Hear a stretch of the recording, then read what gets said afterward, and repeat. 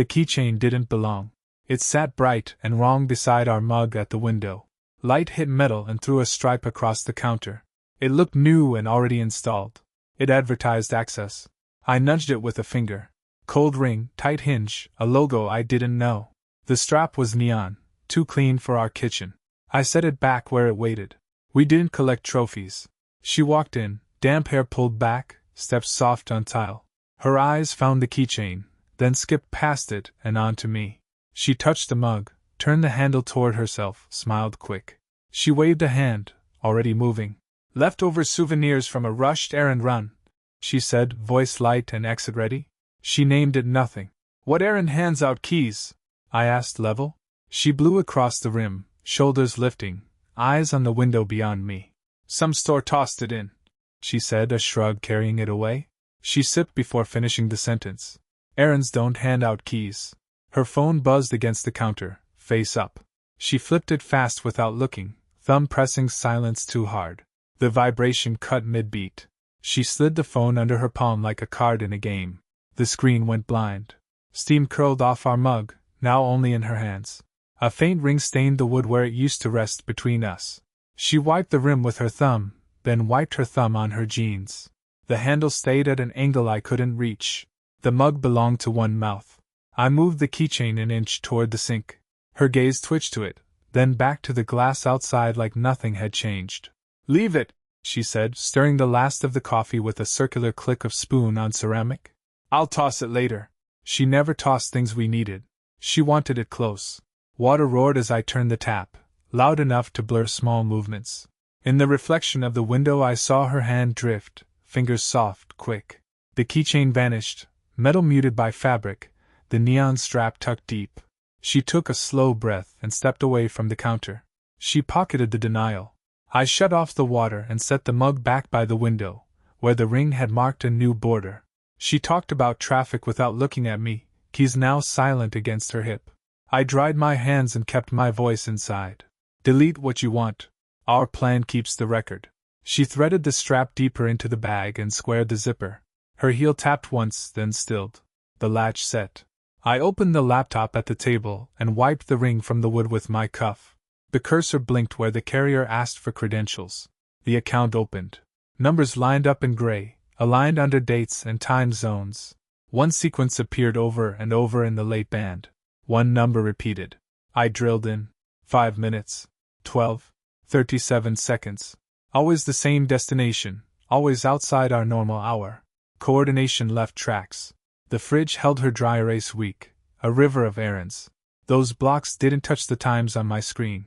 The schedule didn't match. I copied the number and hid my own by dialing *67. It rang twice and shifted into a recorded voice, low and sure. He said his name. I ended the call and saved the digits under a name that would slide past any glance. Utilities, blue icon, no photo. I filed him as routine. Her text reached me like a receipt. Grab eggs? 3 dots waited and disappeared when I wrote. Yeah. The thread stayed shallow.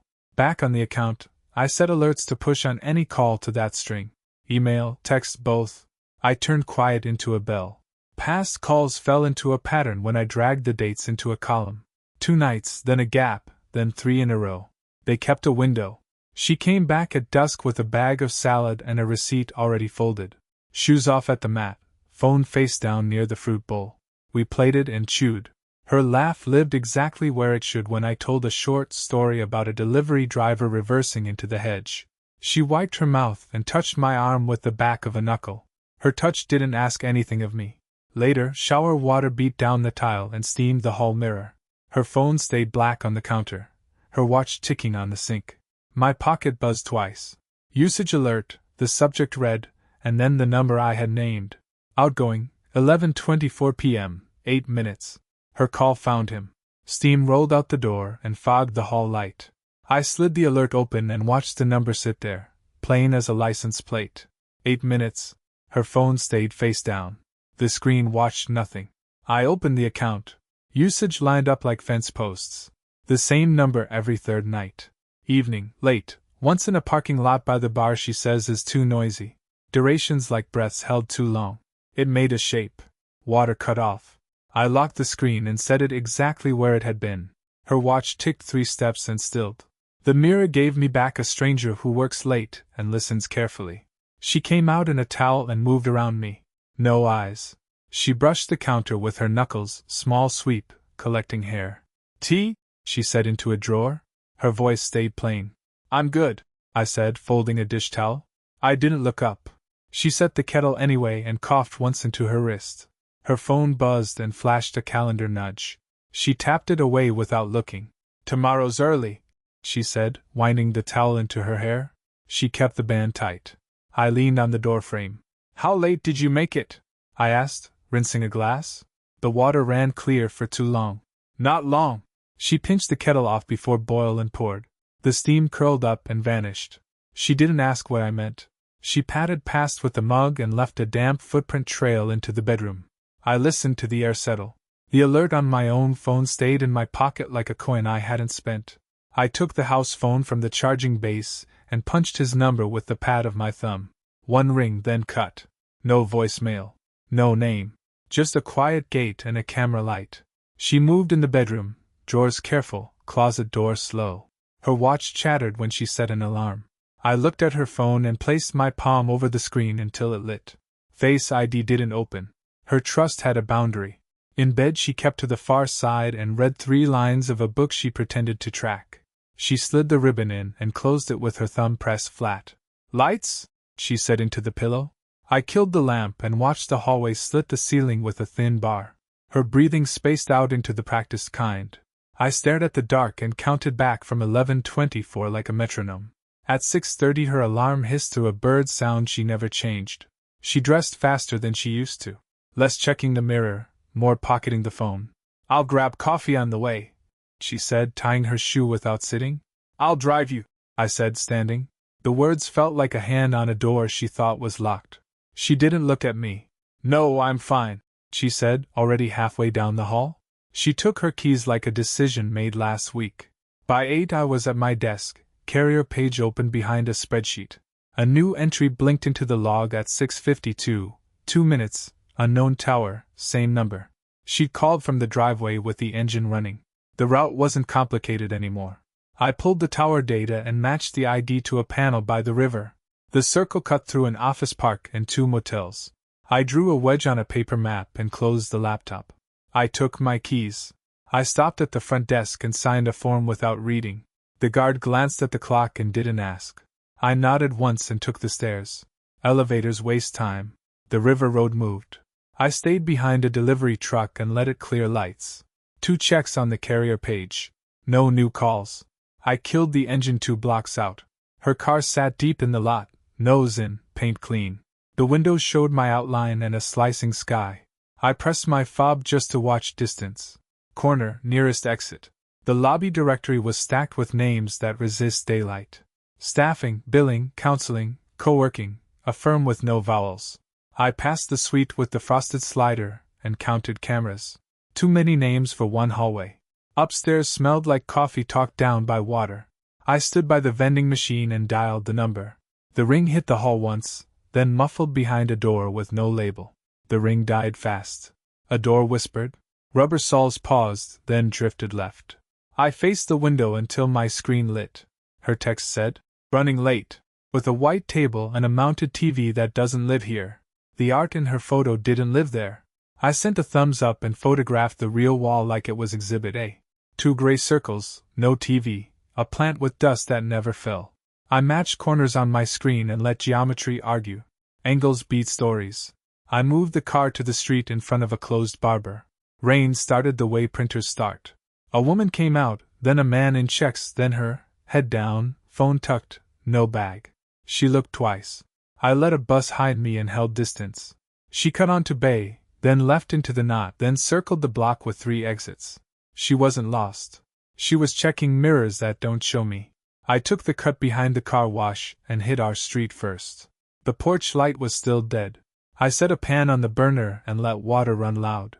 The garage door hummed like a low threat. She came in already set to afterwork. The phone went face down, still warm, and she kissed air near my ear. "Traffic was weird," she said, unloading things we don't buy. The bag crinkled where an explanation should go. I slid a cutting board over and watched her reach for the knife she avoids. She washed it longer than steel needs. Who was the meeting with? I asked, drying one plate twice. The water kept talking. Vendor thing, she said, eyes on the faucet, voice at the right volume. She set the knife down and realigned it with the edge. The sink took the blame. Her screen nudged the counter. The chrome kettle caught the glow and flipped it for me. The last 4 digits drew themselves backward in the metal before her thumb erased them. The kettle gave me the digits again. The metal gave me the mirror twice. 4 numbers fixed. I stepped into the hall with the kettle still humming behind me. The carrier app opened under my thumb and showed me its math. 1 number kept returning. The time sat in a narrow lane. Early, then late, then early again. The gaps lined up with her sync talk. I tapped through. Durations stacked like fence posts, some tall, most short. 2 outside our shared map. Steam started to lift when I came back. She dried her palms on the dish towel and pushed her phone farther from the edge. The screen went dark the way doors do. We need the vendor's contact, I said while taking the kettle off and killing the flame. She nodded at a spot near the cutting board and said she'd send it after dinner. Is it the one ending in? I let the numbers stand on their own and watched the angle of her mouth. Those 4? She adjusted the knife to put it parallel with the grout, then said there were 2. Her phone buzzed once and rolled a half-inch. She tracked it with her fingers without glancing and slid it under the folded mail. The towel covered the shine. I set 2 plates down and stepped into the laundry room with mine untouched. The number dialed under a coat of cotton noise, 3 rings, then a quiet click. A breath, then, yeah, in a low register that didn't introduce itself. I cut the call before my name could form. The screen lit at once with the return. I let it beat against my leg until it stopped. Back in the kitchen, she was stirring a pan that didn't need it. My phone shook again on the dryer, a dull insect sound from the next room.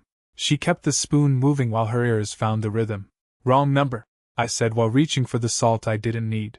She set the spoon down on the stovetop and realigned it with the burner's crosshair. Send me the email chain with the vendor, I said, placing my glass exactly on the water ring she'd left. She untied her apron, then tied it again, then said she'd forward it after she got the invoice sorted. I lifted the mail flap off her phone with one finger and slid it back into place like I was cleaning. The screen had a fresh push at the top. The preview name wasn't a company. She watched my hand and not the phone. I walked to the dryer and killed the 3rd call without looking at it. It left fast. She poured water into the kettle I hadn't returned to the flame. The faucet spoke for her in a steady line. I let it, and kept the 4 digits where the metal put them. She shut the faucet and set the kettle back like it belonged there. Steam grazed the hood and went flat. I rested her phone face up on the dryer and cleaned a ring off the lid with my sleeve. The screen slept and kept its quiet. I pulled my laptop from the pantry shelf and stood with it against the door. The carrier page opened slow on our weak house signal. I typed those 4 into the filter and watched the rest fill in. The full number settled under the date. The log stacked in tight lines. Same number. Morning, lunch, late. Durations that threaded through errands and lost time. I scrolled until the columns repeated. The pattern didn't blink. I copied the number to the side of a takeout menu with a golf pencil. I folded the paper twice and slid it under the breadboard leg. The leg didn't lift. The kettle began a throat noise. She flicked the burner lower without looking over. She set out 2 cups and the thin bag tea we keep for guests. Her hand sat on the counter edge until she remembered to move it. I called the number from the work app on my laptop. The ring hit fast, then another. A man took a breath and said hello like he knew the shape of the next word. I let him hear the room and then cut it. I called again and listened to the voicemail greeting. No name. Just the carrier voice and a tone. I kept the tone in my ear long enough to count 6. I put the kettle off and poured both cups. She slid one across with 2 fingers and kept her thumb clear of the rim. Too strong? She asked, without the rise at the end. I blew once across the surface and didn't drink. I moved her phone an inch toward the stove as I reached for a spoon. I opened a drawer that didn't have one to make the movement earn itself. The screen woke with that polite white strip across the top. Message preview. 2 words that didn't need more. You good? Her eyes cut to the window where nothing changed. I let the banner sit, then wipe away under my thumb as if cleaning a smudge on glass. The lock stayed mine.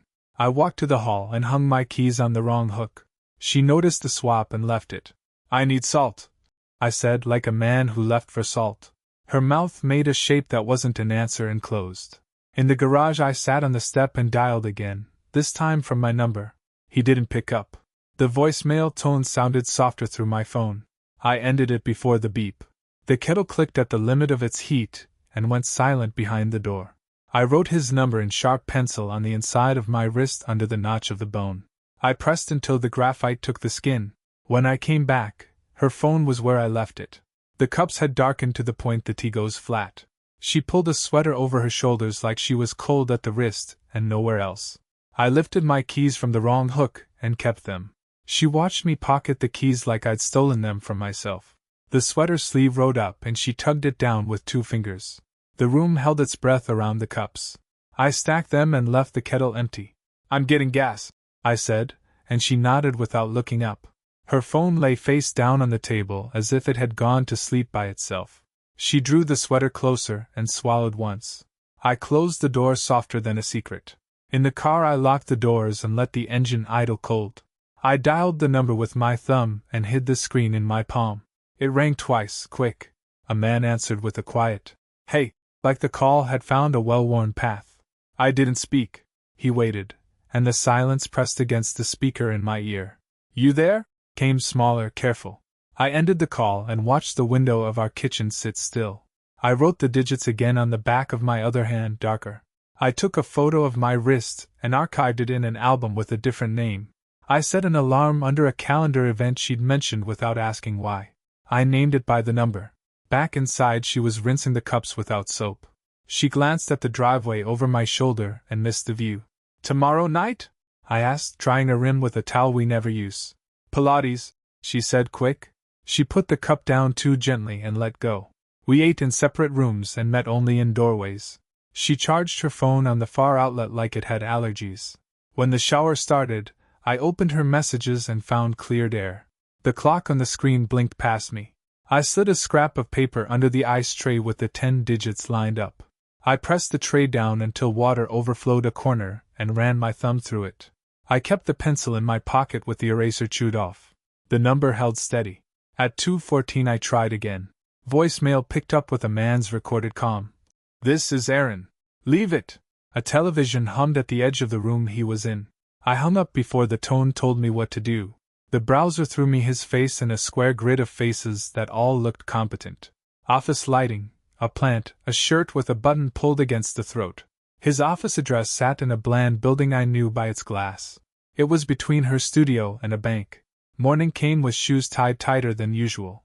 I handed her the bottle she couldn't find and she took it without thanks or blame. "Back in an hour," she said, not quite to me. The door closed like it had decided. I waited 2 minutes and then another 5. The car smelled like winters we'd already used. She walked toward the studio and then past it without pausing. I matched corners and kept a car between us. She turned into a small cafe with dusty plants in the window. He was already there, left side, back to the light. She slid into the chair that hid them from the street. They didn't touch the table at the same time. I ordered coffee at the counter and stood with the cup held in both hands. Her eyes hit the door and then fixed on the spoon. He said something low and she nodded once only. His phone lay face down, square and patient. I called the number again and watched. The phone ticked under his palm and a muscle moved in his jaw. He pressed harder, like you can keep a sound inside wood. She didn't move. I killed the call and left money beneath the saucer for a drink I hadn't finished. The bell on the door gave them my back and then stopped. The street air was too clean for what it carried. I walked to the car and let the engine answer for me. I let the idle settle and opened the carrier app. Account owner. Transfer pin in a note I'd written months ago and never touched. The form asked if I was sure. I was finished answering questions. The eSIM spun for a breath and then cut through. Bars climbed on the spare phone in the glove box. Her number slid into my hand like a switchblade. Codes started to arrive. Bank. Cloud. Pharmacy. The noise was clean and automatic. I waited for a human sound and kept my thumb still. The first call came without a name. Local number. The ring burned through the cabin and I took it on the second cut. He didn't speak at first. "Hey," he said, soft into the space he thought was hers. The car's fan made the only wind in there. I could hear him listening to the idea of her. "You shouldn't call this number again," I said. My voice sat on the wheel and didn't move. He asked who I was and got an end tone. I put the car in gear and rolled past the cafe. They were outside under the awning, both looking at rectangles like they were maps. She held her phone like it had lost its name. He offered his and watched her thumb work by muscle and habit. My lap lit up with our house name. I watched her ear tilt to a ring that wasn't in her world. I let it run until it stopped, and then answered at the last blink. Breath and street on her end from his device. She didn't speak. Neither did I. The line went dead when he took the phone back. He checked its face and said something into her shoulder. She didn't nod. I turned at the light and didn't hurry. The spare phone buzzed again and again with numbers that had known us for years. I let them learn distance. The plan portal showed everything I already knew. Patterns times 2 numbers thick with repeats. I added an alert to hers that sent me a push when anyone tried to change it. Home was clean and arranged like always. I unplugged the router and coiled the cable into the drawer with the spare keys. The house listened. I put the spare on the table and turned its face down. The clock on the oven kept its own counsel. Car lights brushed the blinds and moved on. Her key tested the lock and paused. She came in quiet, set her bag down without weight, and checked the nearest outlet. Her phone was still a dead stone in her hand. She touched the router button and got nothing. She waited a beat longer than necessary, then looked at me. I looked at the table. "Service issue," I said, as if we were talking about weather. The words went out and landed nowhere between us. She kept her hands moving and her eyes away. She unplugged the router and plugged it back in like that would teach it something. Her mouth pressed in. The little lights stayed dark. She pressed the same button twice, then stopped pressing anything at all. I took the folder from the chair where I'd left it. I set it on the table, parallel to the edge. Papers slid against wood with a quiet scrape. She watched the motion, not the thing. I kept my hands flat. "I called them at lunch," I said, and the faucet dripped once on cue. "No outage." The words sat between us like a clean plate. She reached for a charger and found only cable. Her thumb floated over the plug, then landed. "Why do this?" she asked, not to me. The bent prongs mined the air. I looked at the wall clock and then back at her. The second hand clicked forward and didn't help her. "We need quiet," I said, and opened the folder. The first page had the numbers. The rest had the dates. It was all clean and black. It didn't blink. She didn't touch the paper. Her knuckles touched the table edge instead. I traced a column with my nail and stopped at the repeat. Same number. Same hour. Same gap between calls that builds a habit. Patterns don't mislead. "Work," she said, hand drifting back to a drawer for a pen that didn't exist. The drawer moved without sound. I tapped a time with one finger. Saturday. 2:05. A name would have been Kinder. I set the cheap phone on top of the folder. New plastic still smelled like packaging. I held it so she could see my thumb. I keyed the number. She stared at the window like it could open by itself. The line picked up on the second ring and carried his breath into our room. "Hey," a man said, too familiar with the pause. "You good?" The word didn't belong here. I let him talk to the quiet. His voice softened like he thought he was helping. "Same place?" he asked, lower now. I ended the call and put the phone back where I'd taken it from. The table gave it a home. Her shoulders rolled once, then stopped rolling. "It's not what you think," she said, the sentence drifting toward the sink. The dish towel was already clean. I watched her hands tidy a spot that wasn't dirty. "You deleted your end," I said, and slid the second page forward. "The plan doesn't delete mine." 36 entries told their own story. "I was going to tell you," she said, and pinched the bridge of her nose until the skin went white. The words looked at the floor. I'd heard the same angle before. It had the shape of an attempted to shift blame and a soft landing. The landing wasn't available. I flipped to the last page. 9:12, 9:17, 9:21, I said, tapping each stack of seconds that had added up. "He calls again in 25 minutes. The clock behind her agreed without an opinion. She reached for her keys and found them missing. I put them on the table next to the phone. Metal touched laminate. She stared at them like they lived somewhere else. "You can go," I said, and moved the folder so it didn't block her reach. "I'll answer for you." The room had only 2 doors and both knew their hinges. She pulled a chair and sat without asking. Her arms crossed and uncrossed and then stayed still on her lap. The house went thin around the edges. We waited for the pattern to keep its promise. The second hand kept doing its job. The phone started its crawl across the table before it lit. She didn't reach. I turned it with one finger so the microphone faced the room. Right on time. I let the first ring finish and answered without looking at her. The speaker went on with a soft click that made her shoulders lift and fall. I wanted the room to hear. A man's breath arrived before his words. "You there?" came out like a test he had passed before. Static did more talking than he did. "Who is this?" I said, and flattened a page with the back of my hand. The paper didn't fight me. The digits sat in neat columns like they had been proud to be counted. "Wrong number," he said, too quick to be true. She pressed her knees together and watched her hands arrange themselves. Dates lined up like fence posts. Monday, 12/17. Wednesday, 12/15. Friday, 12/18. I said, and kept my eyes on the clock hand sliding its circle. "You like lunch?" The second hand kept its route. He breathed again. Paper crackled near his end. Men always need a prop when their voice is all they have. She cleared her list, I said, and nudged the folder with my knuckles so it squared with the table edge. The plan didn't. The records kept theirs. Her heel hooked under the chair rung and held there. The phone light washed her thumbnail flat and pale. She stared at the corner where the baseboard had split. "What do you call her when you ask the desk?" I asked, and kept mine level. "You don't use the name on her badge." Silence arrived heavier than his voice. "You need to stop," he said, softer, the kind of soft that hides behind doors. His word choice tried to be a fence he didn't have to build. He had run out of numbers to press. "Come by," I said, and set the phone down so the speaker faced the ceiling. "Front door, not the phone. We'll be brief. One door for arrivals, one for exits." "No," he said, and the static shifted like fabric. I heard a room in his air. Rooms tell on their owners. 20 minutes, I said, and pushed my chair back without getting up. "If the door stays quiet, I call your dispatch. Fleet lines don't hide well." He heard his workplace in my mouth. She stood an inch, then sank without making the chair groan. "Don't," she said, and it broke in two before it reached me. She stopped with the word half-built. "I don't know you," he said, trying for distance that phones pretend to give. The pretend didn't carry. The smallness of his no-name did the rest. "You will," I said, and ended the call with one tap. The house swallowed the tone like it had been hungry. The room kept listening. I took her keys from the bowl and set them under the folder where the paper's weight was honest. The back door bolt turned with a clean, adult sound. We let the minute hand chew. She sat at the table with her palms flat. The fridge kept its small job.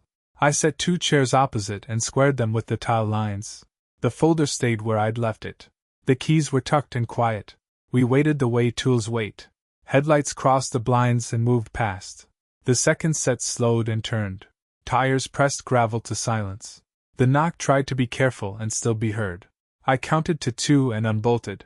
He stood in the gap, coat zipped, eyes doing the math. He looked at her first. She studied the grain in the table like it could answer. I held out my hand. "Put your phone here," I said, and kept the palm open. He placed it like it might bite. Rules make easy work. I slid the folder across. The pages lifted with that honest tug. Circles were blue and obvious. Times, dates, lengths all lined up. I tapped a week where the midnight minutes stacked. "Paper does not delete. Say your name," I said, and rested my fingers on the chair back. He started with volume for a hallway. I didn't move. He brought it up and tried again, careful on each sound. He finally gave himself a name. "Say hers," I said, same voice. He looked at her for a nod that didn't come. He said it like it might cost him a job. It hung where we all could see it. He kept his eyes on the sink edge. 9 calls on pantry day, I said, and turned a page with a thumb. 12 at lunch on Tuesday. 47 after the street went quiet on Thursday. He stood like his shoes didn't fit him. She turned her ring and left it wrong side up. "What do you want from my house?" I asked and sat. He opened both hands toward the table. "To talk to her," he said, watching the fridge door. "To make sure she's fine." The excuses had no chair. "You have your calls," I said, and laid the keys on the paper so they dented it. "She can hear you there." He stared at metal like it knew a trick. She pulled her sleeves down to her knuckles. No one reached. I took out one more sheet. Not theater. Work. 2 blanks waited at the bottom and a date line sat under them. Her pen was where it always was. When you sign, I said, a door unlocks. Which door depends on what you say next, I added, and let the clock mark it. He swallowed and found nothing. She held still like that was her part now. The minute hand ticked into the upright. Warm talk was over. You misled her family last month, I said to him, and shifted the folder so he could see the seal at the bottom. You attempted to shift blame in your little text this week. I set the handset between their phones and tapped speaker. The line came up live. A man's voice came through. Dry, careful. He asked who was speaking and why he was on a table. I told him he was on speaker and named the room. I said his daughter, and the man across from her could hear him. I pushed the folder open so the seals stared at both of them. The hinge on the binder clicked like a small door. He cleared his throat on the line. The room took the sound and held it. She stared at the grain in the table and kept her hands flat. Repeat the message you sent me, I said, and looked at the man. He adjusted his watch and lost his place on the face. He tried my name and then left it. He said it was support, and timing, and things had been hard. He used words that hid his fingerprints. He said he had tried to back away and failed. His voice kept catching on we and future. I tapped the call log and turned the screen to our speaker. The entries stacked like a ledger. I read the times and the switch to his work phone and the block days and the new number that sprung up after. I named each street corner you used for drop-off. I named the Thursday he had told her parents it was just a project meeting. The line went tight. Her father breathed once. He asked her if that was true with just her name. She nodded at the phone like it could see. The man across looked at the window and found no reflection worth keeping. You misled them then, I said, and placed the printout beside his hand. You attempted to shift blame in this last note, and now you can explain it without the edits. The speaker caught the paper slide and made it louder. He tried help again. He tried blame again. He said she had been lonely. He said I worked too much. He built a small case and then crawled into it. Her father spoke over him and asked for details, not feelings. He asked if this man had ever entered their house. He asked if he had ever paid for a room. He did not ask twice. The man looked at me like I could throw him a rope. I gave him the addresses he already knew and the dates his card hit. The silence after had edges. He chose not to answer the questions he couldn't split. I slid the second document out. Temporary order, filing time stamped. Ethics report packet behind it, stamped again. He read the header and stopped blinking. This is not a negotiation, I said, and set my keys on the table to divide the stacks. She flinched at the sound and then smoothed her wrist against the wood like that could erase it. Her father spoke her name again and told her to pack a bag and come home. He said he would be outside in 30 minutes. He said no one else needed to speak to him tonight. He kept his breath even. She stood without scraping the chair and went down the hall. Her steps landed soft and quick. She did not touch his shoulder as she passed. The man started a question about work and fallout and filed complaints. I looked at him until he closed his mouth. The page with his signature line lay too close to his phone. I told him he would not contact her again. I told him the carrier would produce records if asked. I turned the screen once more so he could see the pattern he made. The numbers didn't blink. He reached for his phone and then pulled his hand back. His knuckles stayed white against the edge of the table. He stopped trying to hold eye contact. Drawers opened down the hall. A zipper ran and then paused. She came back with a small bag and a sweater folded tight in one hand. She kept her head down and her shoes silent. I ended the call and set the phone face down. The house got bigger without the voice. The clock ticked once and reset its shape. I took my ring and left it beside the seal. Not as a show. As a line. The metal made a small sound and went still. Her father's headlights bled through the blinds as they swept the front room. She looked that way and then at me and then at the space between us. Her mouth opened and closed on air. I told her the paperwork would be served by noon. I told her I'd send a list for the rest. She nodded once like a soldier. The man stayed seated. His hands became careful with nothing. He watched the folder like it might bite. I picked up my wallet and the empty case where my SIM had been. I took the carrier box and the flash drive and put them in my coat. The hallway light turned the floor into 2 lanes. She moved toward the door and did not wait for me. I stepped aside and gave her the space. She went past and left a thin line of perfume. I opened the door and the night air pulled the room flat. Tires shifted outside. A horn tapped once. I turned off the speaker and killed the screen. The records stayed where they were. The plan showed everything.